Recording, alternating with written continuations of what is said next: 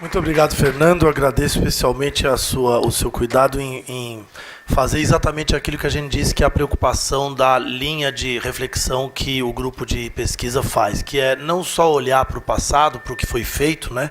No caso do plano diretor, que o Omar comentou aqui, que foi um marco, já foi premiado internacionalmente, que de certa forma já tem um reconhecimento, mas olhar para trás numa tentativa de pensar o que vem para frente. Então, ao pegar aí uma discussão que veio depois do plano diretor e que foi a continuidade do plano diretor na reflexão da questão metropolitana, como é que o plano diretor ele desejava obrigatoriamente uma reflexão metropolitana.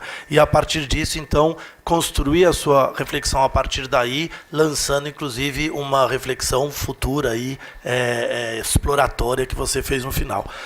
Muito obrigado. Eu queria agora passar a palavra para a professora Ermínia Maricato, do LabIAB da FAUSP, a quem eu agradeço muito a presença aqui, a honra de tê-la na mesa. Obrigado. Obrigada, João. Quero. Você põe, por favor.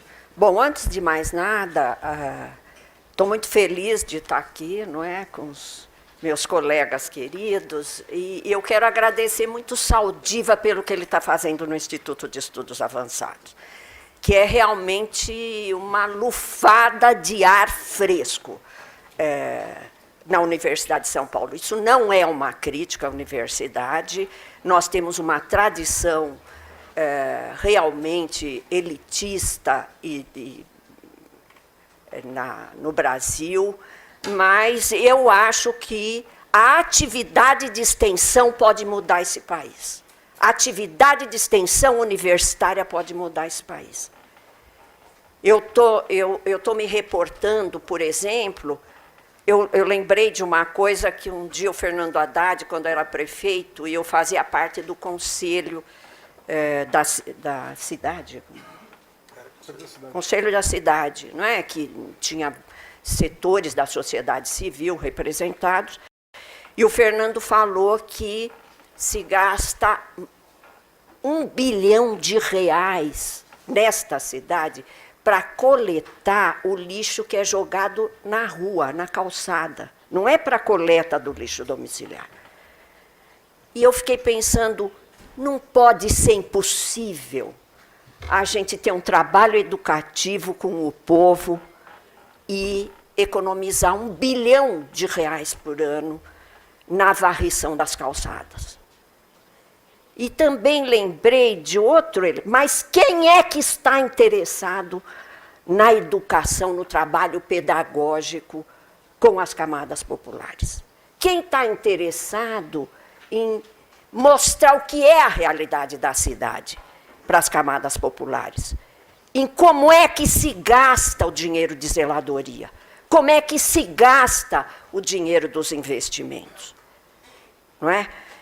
E eu lembrei aqui, e o Saldiva fez uma fala realmente maravilhosa, quando ele fala, eu vou descer a escada, o joelho está comprometido, mas eu estou com uma criança na mão, e eu preciso decidir se eu vou preservar meu joelho ou vou preservar a criança.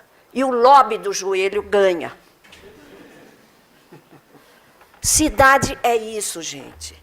Olha, eu tenho 50 anos acompanhando as cidades no Brasil.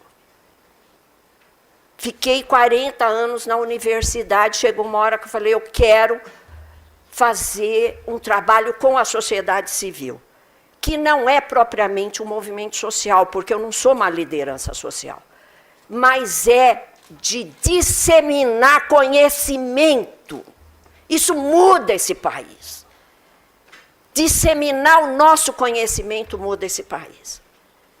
Por quê? Porque a ignorância produzida, gente, a manipulação e a ignorância faz parte do cotidiano.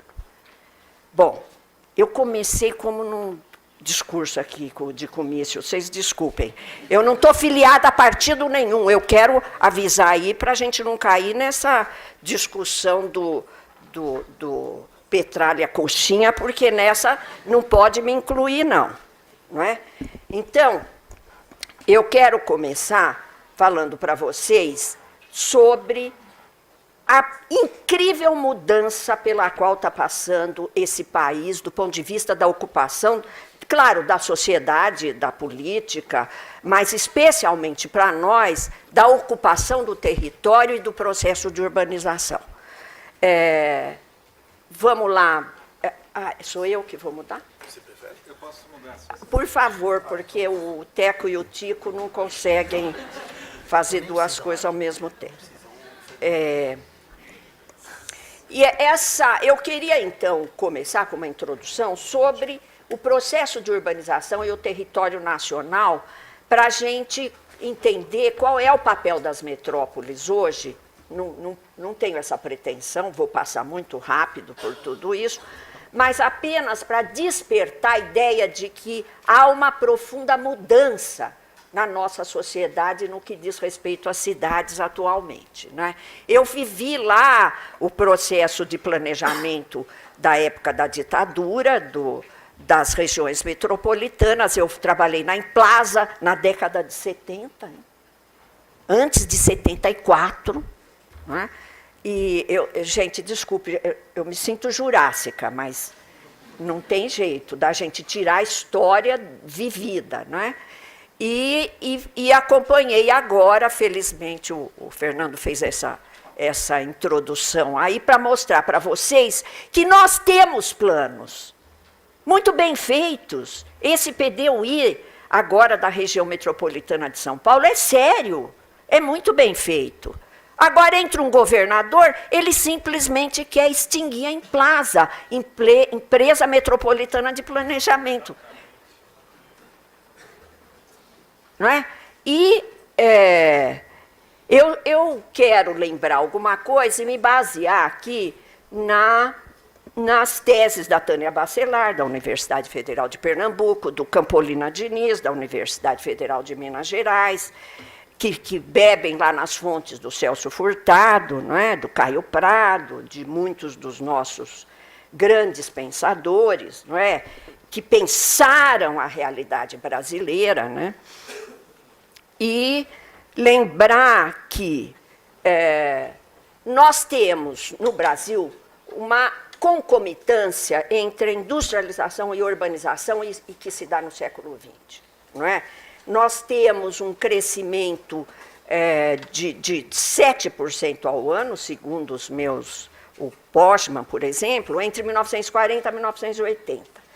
No exterior, o welfare state, né, o que o Hobsbawm chama os 30 gloriosos, um capitalismo que responde ao consumo de massa, um Estado que responde, que estatiza, vejam lá o que aconteceu na Inglaterra, né, estatiza as políticas de transporte, de habitação, de saúde, não é?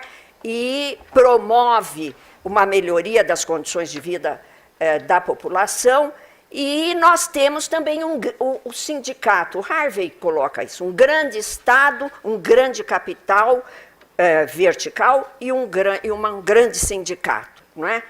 Que fez com que a gente... E o que acontecia na periferia do capitalismo? Na periferia do capitalismo, o desenvolvimentismo. Não é?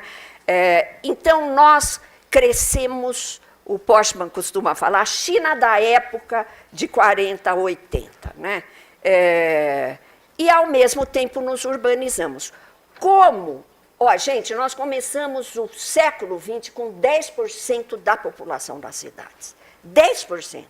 Terminamos o século XX com 80% da população nas cidades. Vocês imaginem o que é o movimento de construir cidades para tantos milhões de pessoas. Não é? Nós chegamos hoje a 175 milhões de pessoas nas cidades, com uma característica de concentração urbanística. Concentração. Na década no ano 2000, nós tínhamos 30% da população brasileira em 9 metrópoles.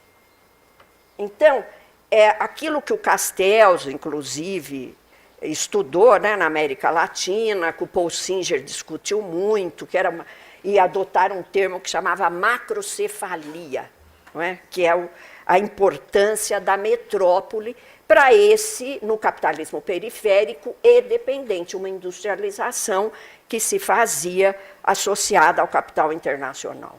Não é? E essa industrialização... Vamos em frente, que eu estou esquecendo. Assim, houve esse período, embora ele produzisse muitas mazelas, essa industrialização, essa processo de urbanização muito rápido, ele traz também indicadores interessantíssimos.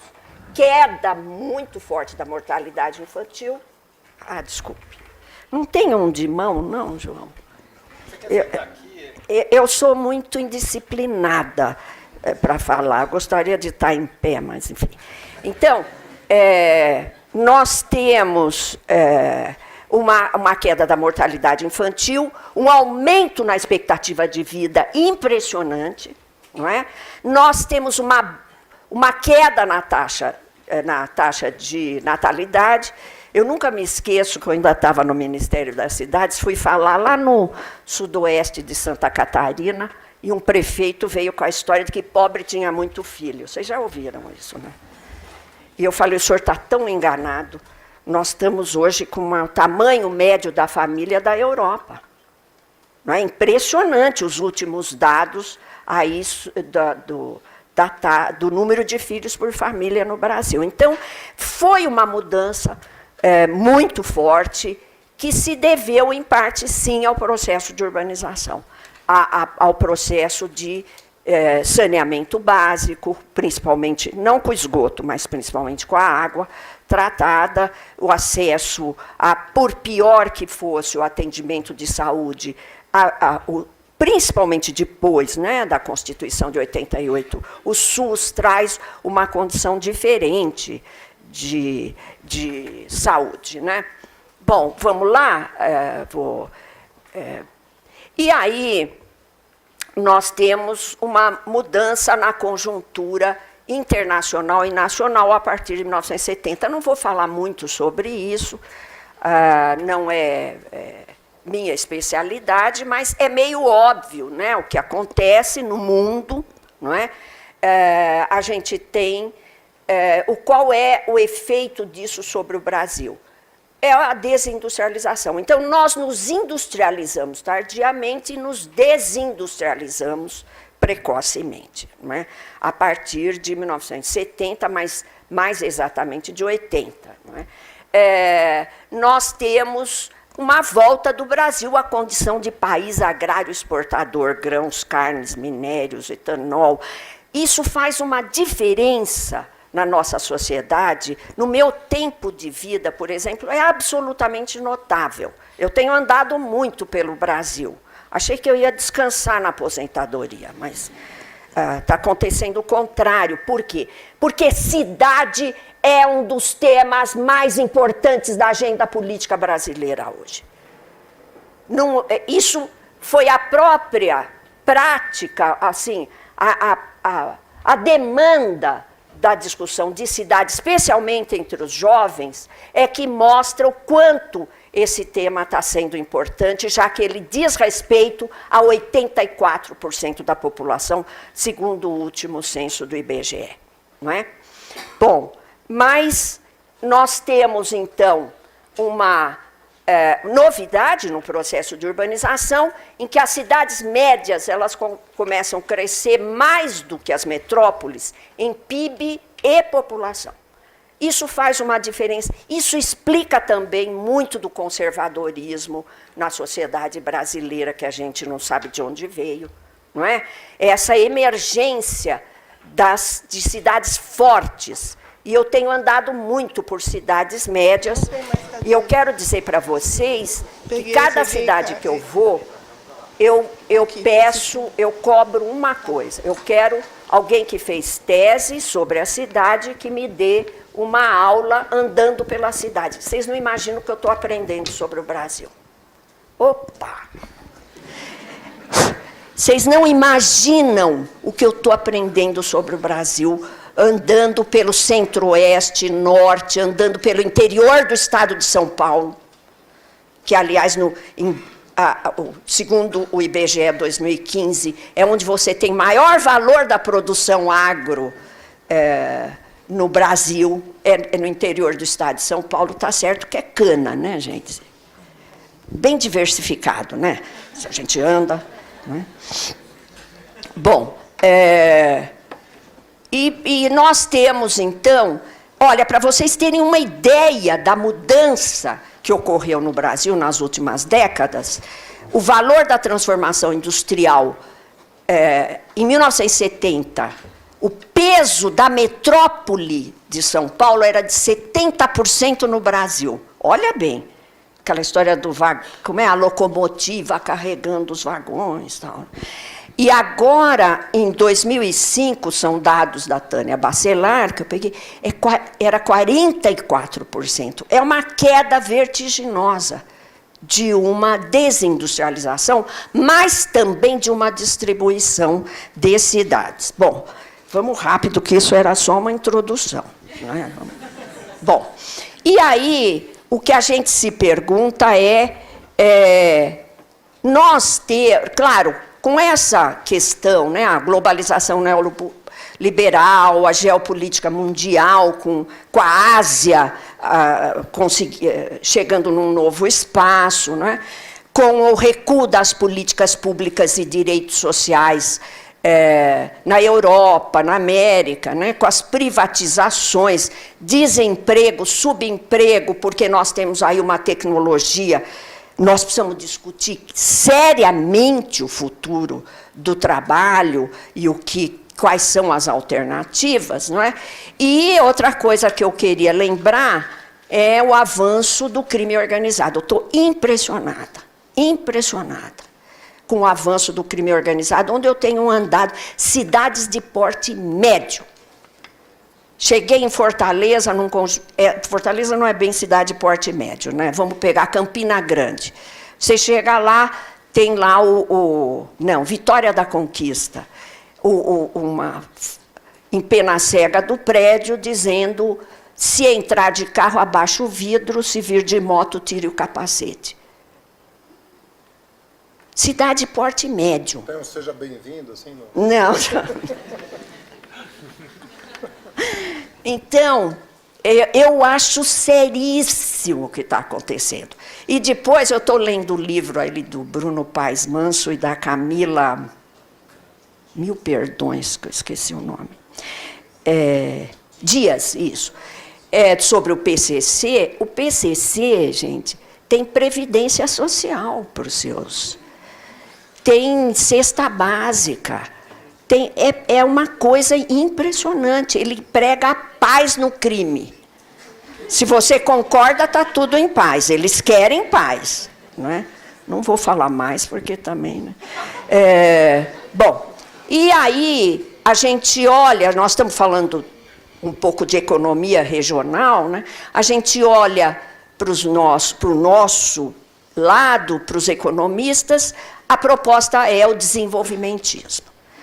Mas nós temos que estudar e detalhar a Universidade de São Paulo, por favor, Unicamp, que tem ótimos economistas. Aqui nós temos a Leda Paulani, que é a nossa grande economista.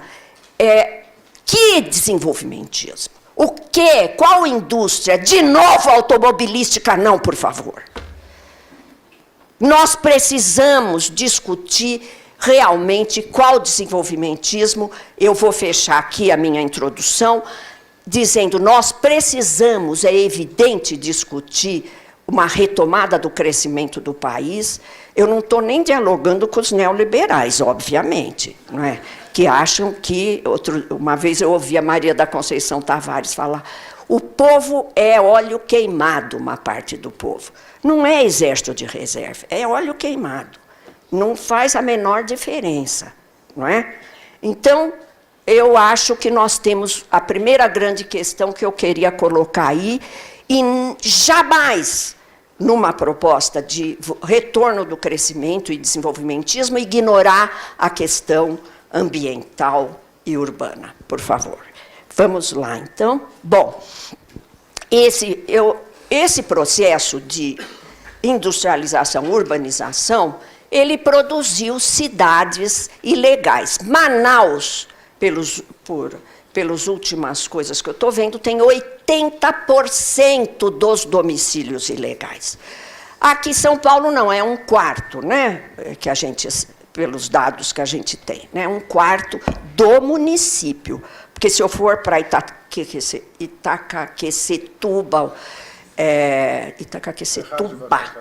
Ferraz de Vasconcelos, Carapicuíba, Itapecerica da Serra, eu vou ter realmente esse nível de indicadores de ilegalidade. É isso aqui, não é? Nós temos lei para tudo, viu, gente? Mas não segue lei nenhuma, e mais, já que a gente estava falando no interdisciplinar, não tem arquiteto, não tem engenheiro, não tem geólogo, não tem assistente social, não tem biólogo, não tem nada. Não é? É o povo ali com as suas próprias forças, pegando, ou como diziam, né, um filme que eu fiz em 1975 para apresentar na SBPC sobre autoconstrução, que até hoje é usado em sala de aula, não é? Põe água no feijão para sobrar um dinheirinho para fazer a casa e ampliar a casa. Vamos em frente, rapidamente, e é isso aí é a Rocinha no Rio, aquilo anteriormente era Salvador, podia ser qualquer cidade. Vamos em frente. O importante desse processo de industrialização e urbanização é que ele se fez sem Estado e sem mercado. E isso diz respeito, no Norte e Nordeste, a maior parte das cidades. Eu digo, a maior parte da cidade que é produzida dessa forma. Não dá para a gente olhar e começar a discutir como a morfologia e como é que isso é usado. Tem que discutir a produção. Não é? Como é que entrou a terra? Como é que entrou o financiamento para essas casas? Como é que entrou a construção, a mão de obra? Não é? Como é que entra o projeto? Não tem. Mas é importante conhecer. Vamos lá. Bom, o Fernando, eu devo esses mapas aqui à gloriosa Secretaria de Planejamento aí do Fernando Haddad, e foi maravilhoso acompanhar esses mapas, gente, porque eu acompanhava de longe o que eles estavam fazendo, e fiquei encantada. Esse aí é o que eu chamo de senzala urbana. Esse mapa mostra localização da moradia de pretos e pardos na cidade de São Paulo. Eu estou falando da cidade, da urbanização, sem Estado e sem mercado. Não é? Então, eu tive um período de militância, quando eu entrei para ser professora da USP, em 74, um padre que estava aqui em Parelheiros, no sul do município, me chamou para... Nossa, vamos lá. Eu acho que não vai dar para contar as histórias. Bom, enfim.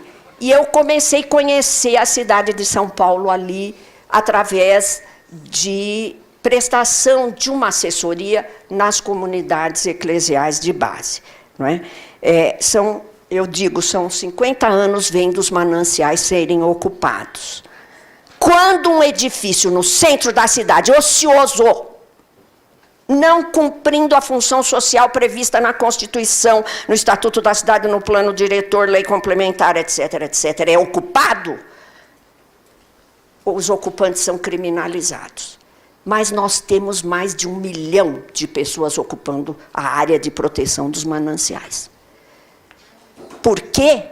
Porque elas não evaporam depois da jornada de trabalho. E elas não têm onde se instalar. Então, começa aí o maçoneto, eu adoro provocar o pessoal da área de direito. Como é que a gente aplica a lei? Como é que nós vamos tirar e abrigar 1 milhão de pessoas que estão ali na área de proteção dos mananciais? Nós teríamos que mudar o mercado imobiliário, claro, porque uma coisa é decorrente da outra. Mas mudar o mercado imobiliário num país patrimonialista, onde fortunas são feitas sobre o grande negócio que são as cidades, não é simples. Lei nós temos. Vamos rapidamente, porque eu quero passar. Essa é a Casa Grande, que são os imóveis de maior valor comercial na cidade de São Paulo. Então, vocês veem que tem a Casa Grande e tem a Senzala, e está ligado diretamente com a questão da valorização imobiliária. Diretamente. Não é? Vamos lá, isso é expectativa de vida. O Saldiva estava comentando, vocês têm ali, no fundão da Zona Leste, 55 anos é a expectativa de vida. Nos Jardins, é 78 anos, 79, não é? Esse mapa devia ser obrigatório, sabe? Toda entrada da escola, fala, olha, essa é a cidade. 20 anos. Reforma da Previdência, Isso aí, reforma da Previdência. Você vai para... O cara tem expectativa de vida de 55 anos. E a reforma ele vai para 62, 65. Né? Realmente, vamos em frente, rapidinho. E essa é a região metropolitana, também feita lá pelo pessoal da Secretaria de Planejamento, que o Fernando dirigia, vulnerabilidade social e... O que é aquele roxo? Concentração de emprego. Como é que você resolve o problema da mobilidade em que 70% do emprego de uma região que tem 39 municípios fica no centro expandido de São Paulo? E olha, várias gestões já tentaram descentralizar o emprego. Bom, vamos direto, por favor. Isso é Rio de Janeiro, não vou falar. Vamos lá? Bom, eu queria rapidamente lembrar o que fazer, né, com essas periferias. Que agora realmente, o Mano Brown tem toda a razão. É morar no inferno. Porque você tem uma concentração. A taxa de homicídio é muito maior, a expectativa de vida é menor, a escolaridade é menor, o feminicídio é muito maior nessas áreas. Por isso que cidade é importante, gente, porque se eu estou discutindo segurança pública, eu tenho que entender que no território esses conflitos estão concentrados. Mas nós tivemos um ciclo virtuoso. Eu acho que a gente tem que olhar esse período democrático último que nós vivemos. Nesse período, nós tivemos o bom e o não bom. Não é? O bom aconteceu quando, nas prefeituras democráticas e populares, nós fazíamos democracia direta, discutíamos o orçamento participativo, os movimentos.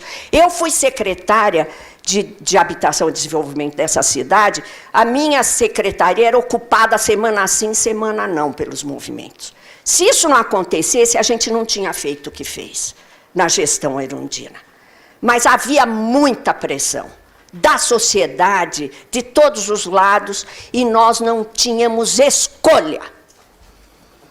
Então, nós tivemos o orçamento participativo, urbanização de áreas precárias, que o Brasil detém um know-how reconhecido no mundo, porque não é qualquer grupo de arquiteto que pega uma favela e fala, vamos transformar isso em cidade. Não é simples nem fácil, não é? Assistência técnica à habitação de interesse social, o CIE, corredores de ônibus, novo arcabouço legal e participação institucional. Os corredores de ônibus, eles nasceram em Curitiba. Vocês sabem que agora eles foram para fora do Brasil e ganharam outro nome, Bus Rapid Transit. Agora você volta para o Brasil, lá em Salvador, BRT, para tudo quanto é lado. Até o nome os caras roubam da gente. E eu insisto que esse período ele foi de inovação, de muita criatividade. Nós estávamos muito envolvidos, não é? Paul Singer, Marilena Chaui, Paulo Freire, o Lúcio Gregori, não é? O Néder, oi? É muita gente boa, não é? E depois a gente foi relaxando um pouco na indicação da competência técnica e do conhecimento de quem ocupava cargo, não no caso aqui do nosso amigo, né? Aqui, então vamos em frente, rapidinho, e nós ganhamos um extravagante arcabouço legal. Por que eu digo extravagante? Porque ele é tão avançado. A lei de mobilidade, por exemplo, urbana, ela é ótima para a Dinamarca. Não sei se vocês conhecem a lei. O automóvel é 4ª prioridade na lei. 5ª? Você conhece bem, porque a abertura da Paulista foi questionada pelo Ministério Público. Eu falei, meu Deus, mas não tem mais o que fazer? Por que não lê a lei, gente? Por que o judiciário... Eu já dei aula em escola de magistratura, gente. Eu já falei isso. Por que o judiciário desconhece a lei no Brasil? Aí, uma vez me responderam, é que as faculdades de direito não têm o direito urbanístico como obrigatoriedade. Na São Francisco, nós temos um herói aqui, dando aula de direito urbanístico. Agora o pessoal falou que vai ampliar, hein? Vamos ver, porque eu estava na banca outro dia lá e eu provoquei, não é? Vamos lá. Bom, rapidinho, bom, aí, o que aconteceu depois do ciclo virtuoso? O dinheiro apareceu, impressionante. PAC, Minha Casa Minha Vida. Quando o dinheiro aparece, é incrível, os municípios relaxaram, os movimentos, a sociedade como um todo relaxa a participação social. Olha, isso exigiria muito mais debate, discussão. Desculpe, eu estou passando muito rapidamente. Eu, pelo menos, enxergo que houve uma excessiva institucionalização dos partidos, dos movimentos sociais, não é? Mas aí nós tivemos o investimento e um boom imobiliário e um boom automobilístico, de 2009 a 2015. Construção de 4 milhões de moradias subsidiadas para baixa renda pela primeira vez na história do Brasil. E o déficit habitacional aumentou. Eu adoro colocar essa questão. Começamos, 2007, com um déficit de mais de 7 milhões de moradia. Entregamos 4 milhões de moradias. Saímos desse período com o déficit aumentado. O que vocês acham? Matemática complicada. Porque a questão urbana exige que a gente trabalhe com o conceito de especulação. Por que o déficit aumentou? Porque milhões de pessoas que não pagavam, que o aluguel não era ônus excessivo, passou a ser. E o déficit mudou. Por quê? Porque a gente não controlou o preço e o uso e a ocupação do solo nesse período. Aliás, nós nunca controlamos. A gente controla o uso e a ocupação do solo numa parte da cidade. Na verdade, essa é que é a verdade. Vamos lá, rapidinho. Aí nós tivemos um investimento que foi controlado pelo joelho nas cidades. Por exemplo, se eu for investir em mobilidade, eu pego a origem e destino e posso orientar o investimento onde ele é mais necessário. Não. Metrô de Salvador vai para o aeroporto, metrô de São Paulo deveria chegar no aeroporto e não chega, mas foi construído para chegar, não é? O VLT de Fortaleza não é a prioridade, mas vai para o aeroporto. O que mais? Metrô do Rio. A CPTM aqui vai para Guarulhos no aeroporto. Não, isso que eu falei. Não chega, você sabe, né? Eu sei que você está falando de Congonhas. Ah, sim, não. Também não chega em Congonhas, é verdade. Bom, então, vocês vão... O Rio de Janeiro que vai dar barra para o Galileu, dar barra, sabe? A Miami brasileira, não é? Bom, e a competência municipal e a descentralização constitucional? Porque eu defendi a proposta de reforma urbana na Assembleia Nacional Constituinte. Já falei para vocês que eu sou jurássica, não é? E a gente defendeu uma descentralização para que no município se fizesse, e nas regiões metropolitanas, como defendeu o Fernando, se definisse a política urbana e metropolitana. Vamos em frente. O que aconteceu com um investimento de quase R$1 trilhão? A Luciana Royer me passou os dados, não é? FGTS, SBPE, Orçamento Geral da União e Mercado de Ações, que, aliás, foi irrisório, perto das fontes tradicionais que já alimentavam BNH. Um novo padrão de verticalização, nós parecemos um monte de... Eu ia falar caipira, mas caipira é tão bonito pelo Antônio Cândido, não é o conceito, mas de desinformado. É bonito ter prédio alto. Lá em Fortaleza vai ter um prédio de mais 50 andares com apartamentos de 750 metros quadrados. João Pessoa vai ter um prédio de mais 50 andares. Goiânia tem um prédio de mais 50 andares. Vamos lá, vamos mostrar aí. Isso é Ribeirão Preto, gente. Não vai dar tempo de falar. Vamos lá. Isso é Campina Grande, no meio do pasto. Vamos lá. E esse novo padrão de verticalização se combina com a dispersão.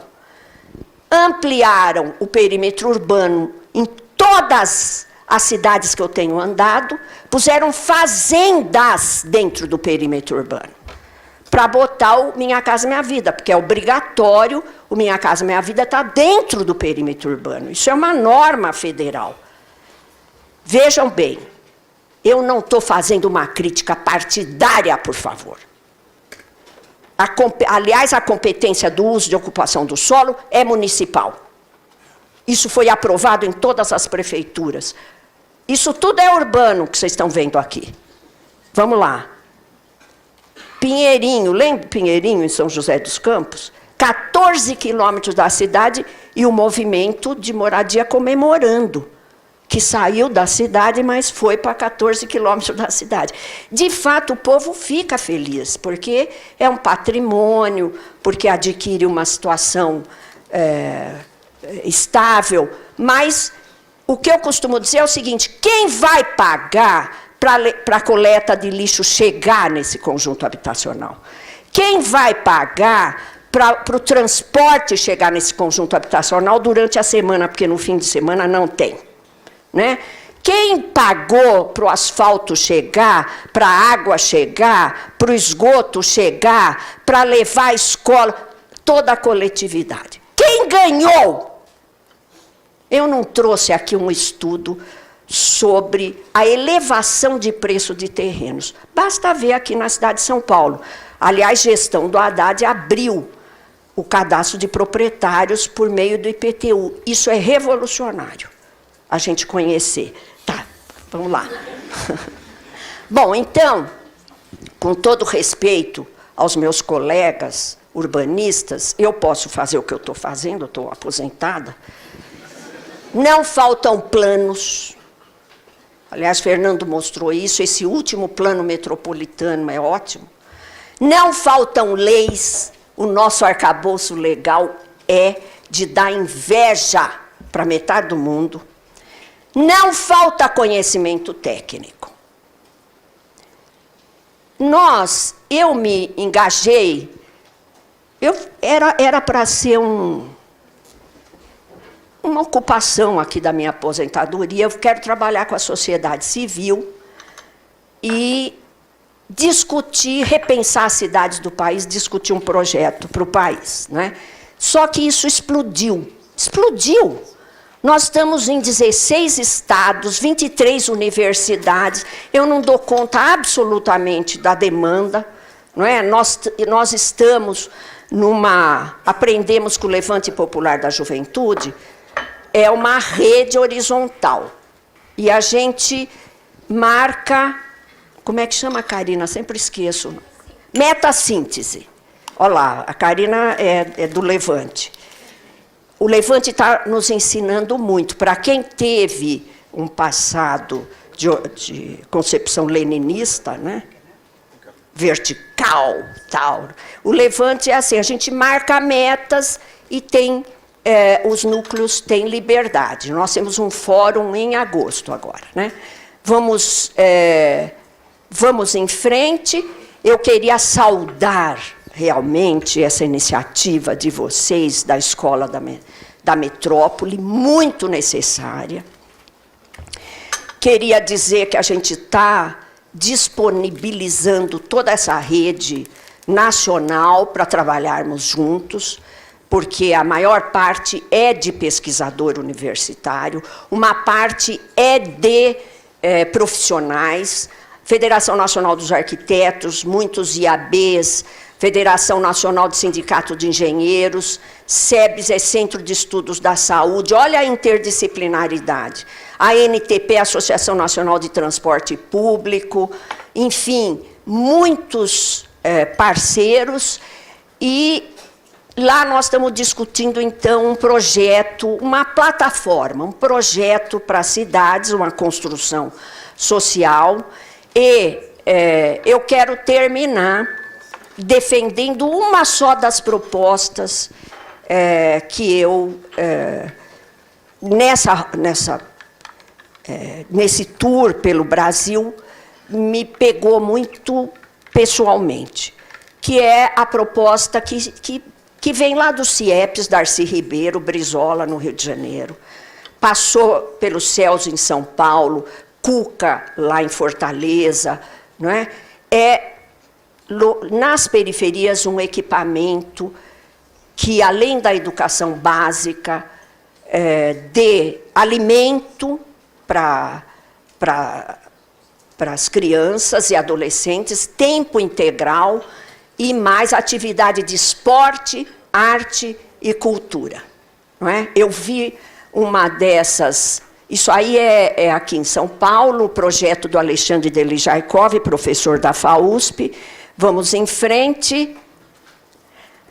E lá em Natal, eu pude ir num equipamento projetado pelo Herzog, arquiteto alemão, e financiado pela Comunidade Europeia, e vi uma orquestra de crianças negras, a maior parte, numa favela, que era graças a esse equipamento que tinha lá.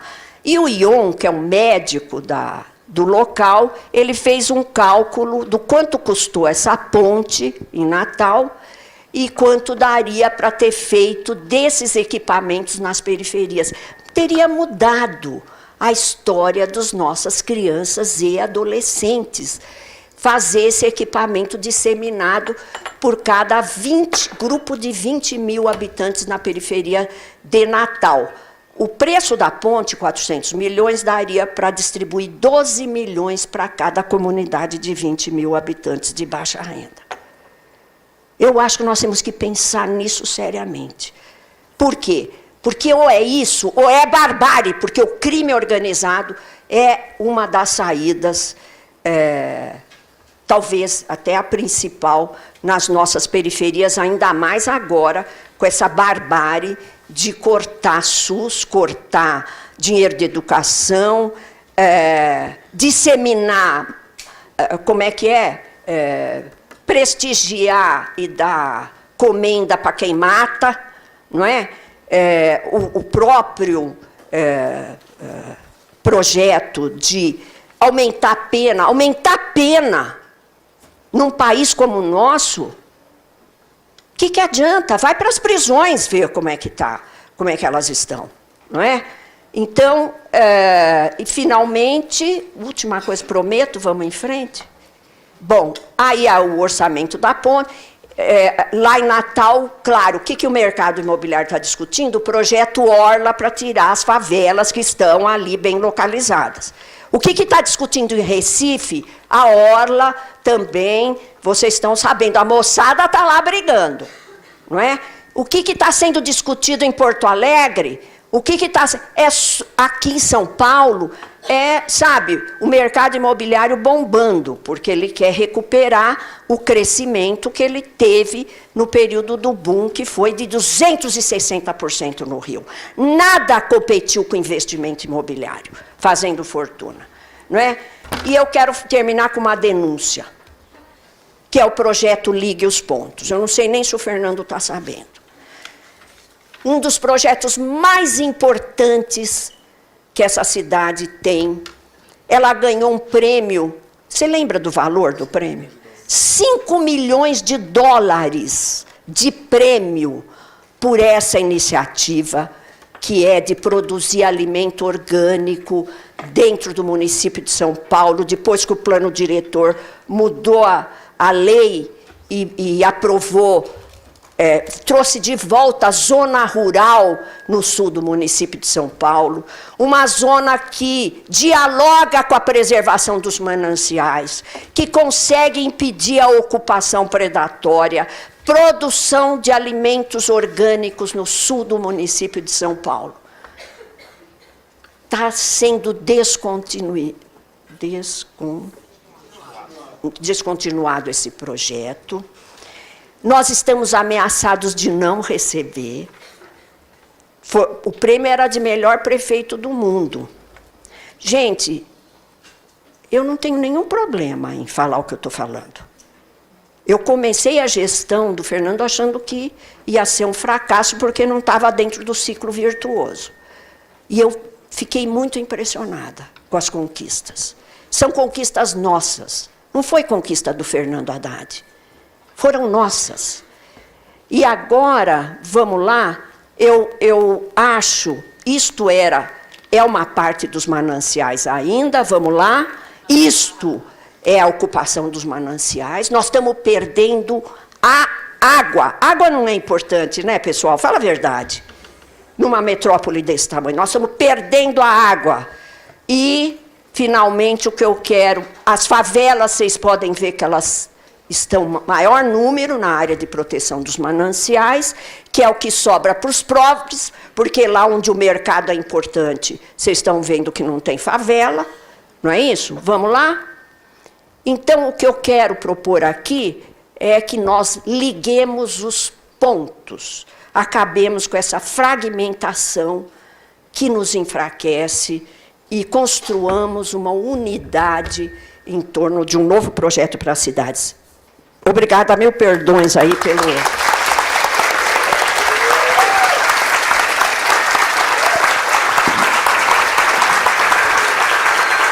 Muito obrigado, Hermínia. Eu só queria dizer aqui que eu me permito a deselegância de cortar o tempo da Hermínia, porque fui orientando dela. Uma vez orientando, você ganha direitos para o resto da vida. Então eu sou dos poucos que me permito fazer isso. Desculpa, Hermínia, mas estava muito bom.